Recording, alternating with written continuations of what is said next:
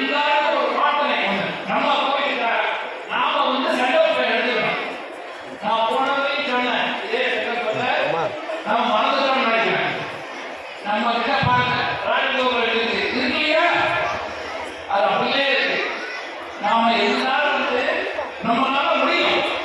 இங்க இருக்கிறவங்க ஒவ்வொருத்தரும் வந்து கோவிலுக்கு போய் அவங்ககிட்ட என்ன மொத்த செலவாகுது அப்படின்னு கேட்டு ஒரு வருடத்துக்குள்ளார என்ன செலவாகுது நம்மளால வந்து அதுக்கு நிதி சேகரிச்சு நம்மளால கொடுக்க முடியும் அப்படிங்கிற நமக்கு நேரி வரணும்.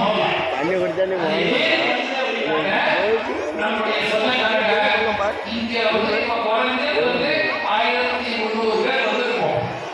நீங்க எல்லாருமே வந்து என்னுடைய ஆசை என்ன அப்படின்னாக்க, நீங்க எல்லாரும் 1 லட்சம் ரூபாய் கொடுத்ததுக்கு ஒரு சிவபெருமான் கொடுக்கலாம் அப்படின்னு பயன்படும்.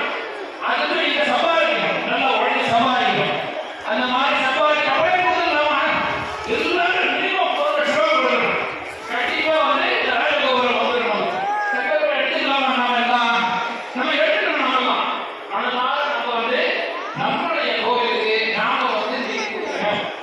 எப்படி வந்து நான் வந்து 10 நாட்களுக்கு முன்னாடி அயோத்தியால ராமர் கோயிலை போய் பார்த்துட்டு வந்தேன். நானே 1800 பேர் வந்து தமிழ்நாட்டிலிருந்து போனோம்.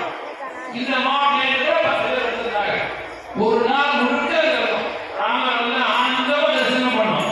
நீங்க எல்லாரும் அதே மாதிரி வரக்கூடிய காலகட்டங்களில் அயோத்தியில் இருக்கக்கூடிய பாலராமரை போய் கண்டிப்பாக தரிசிக்கலாம். அதற்கு ஸ்வயம் லிங்கம் வந்து நம்மளெல்லாம் அனுகிரகம் பண்ணுவாங்க. நாம வந்து வாழ்க்கையில வந்து நிறைய நம்ம கோயிலாம் பார்த்துருக்கோம். ஒரு சின்ன ஒரு கோயில் கூட சொல்லிட்டு நம்ம முடிச்சுக்கலாம். நம்ம பாரத தேசத்துல இந்தியாவில் வந்து 12 ஜோதிர்லிங்கங்கள் இருக்கு. நம்ம கேள்விப்பட்டிருப்போம். சில பேர் பத்திரிகையில படிச்சிருக்கா. நான் கேட்கன்னு சொல்லல, எந்தெந்த மாநிலத்துல எவ்வளவு இருக்குன்னு ஒன்று சொல்றேன். அது போதும் நமக்கு இப்போதைக்கு. நம்ம தமிழ்நாட்டில் ஒரு இருக்கு.